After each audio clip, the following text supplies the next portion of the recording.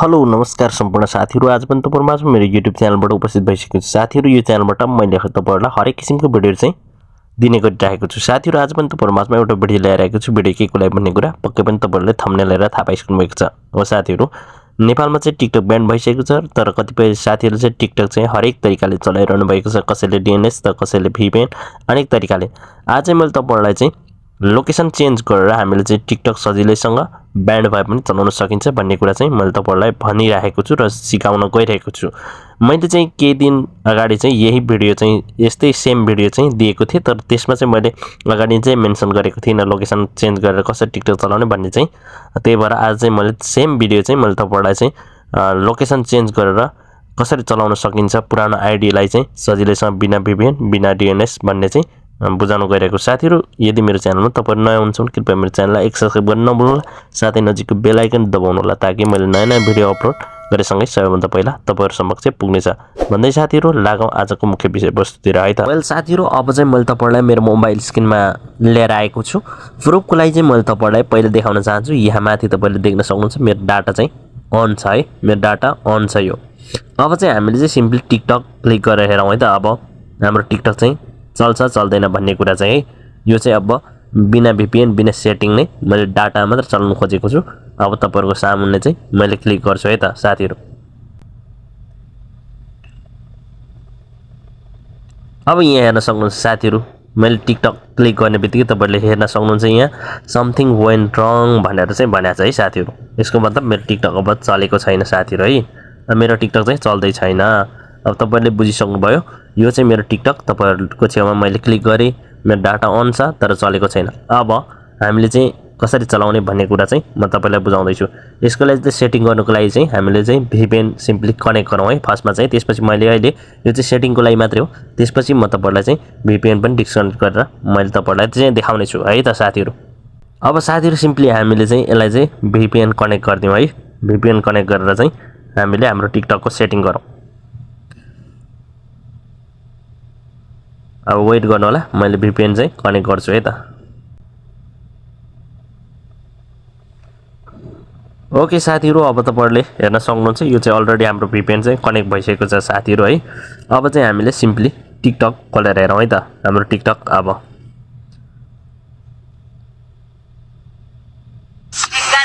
यहाँ देख्न सक्नुहुन्छ साथीहरु यो चाहिँ टिकटक चलिरहेको छ है। हाम्रो टिकटक चाहिँ चलिरहेको छ तर यो चाहिँ के कसरी चल्दैछ भन्ने कुरा VPN बाट चलिरहेछ। तपाईहरुले माथि देख्न पनि सक्नुहुन्छ VPN कनेक्ट गरेको छु त्यही भएर मात्र चलेको छ।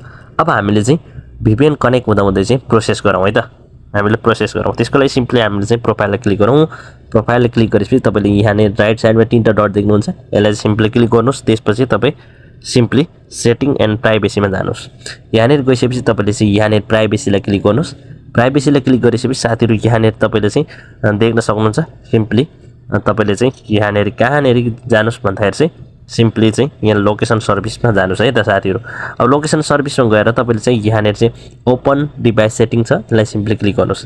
यसलाई क्लिक गरेपछि तपाईले चाहिँ के गर्नुस् भन्दाखेरि साथीहरु यहाँ परमिसन छ परमिसनमा सिम्पली क्लिक गरिदिनुस्। परमिसनलाई क्लिक गरेर तपाईले चाहिँ लोकेसनमा जानुस्। त्यसपछि डोन्ट अलाउ गरिदिनुस्। यति गरेर ब्याक गर्नुस्। अब ब्याक गरिसकेपछि साथीहरु फेरि ब्याक आउनुस् एक स्टेप। त्यसपछि अब फेरि पनि आउनुस् अघि ठाउँमा आउनुहुन्छ तपाई। अब यति गरेपछि तपाईले चाहिँ यहाँ देख्नुहुन्छ डिलिट लोकेसन हिस्ट्री भनेर चाहिँ सिम्पली यसलाई अब तपाईले चाहिँ क्लिक गरेर डिलिट गरिदिनुस्। यति डिलिट गरिसकेपछि अब तपाई ब्याक आउनुस् है साथीहरु। अब ब्याक आउनुस्। अब म तपाईहरुलाई चाहिँ यहाँ चाहिँ देखाउँदैछु यसलाई पुरा काटेर पठाऊ। अब चाहिँ हामीले चाहिँ यहाँ VPN हाम्रो चाहिँ कनेक्ट छ। यो VPN लाई चाहिँ हामीले चाहिँ डिस्कनेक्ट गरिदिनु पर्छ है साथीहरु। सिम्पली लाई चाहिँ डिस्कनेक्ट गरिदिउँ। अब चाहिँ हामी बिना VPN टिकटक चलाउन गइरहेको छौं है त साथीहरु। अब मैले माथि VPN डिस्कनेक्ट गरिसके साथीहरु है त। अब यति गरिसकेपछि अब चाहिँ हामी सिम्पली सेटिङमा जाउँ है साथीहरु। अब साथीहरु सेटिङमा तपाईहरु गएर चाहिँ सेटिङलाई सिम्पली क्लिक गर्नुहोस् है।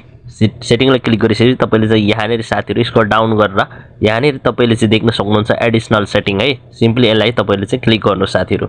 एडिसनल सेटिङलाई क्लिक गरेपछि तपाईले यहाँ देख्न सक्नुहुन्छ साथीहरु रिजन भनेर देख्न सक्नुहुन्छ। सिम्पली यसलाई क्लिक गर्नुहोस् है। यसलाई तपाईले सिम्पली क्लिक गरेपछि तपाईले चाहिँ यहाँ विभिन्न लोकेसन विभिन्न कन्ट्रीका चाहिँ लोकेसन विभिन्न कन्ट्रीको नाम आइराछ।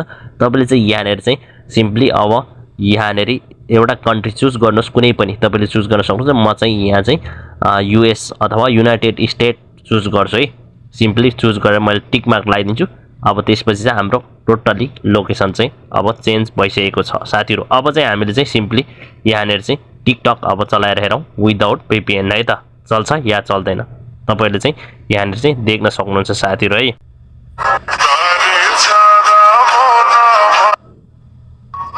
আমার আফসোস কি জানেন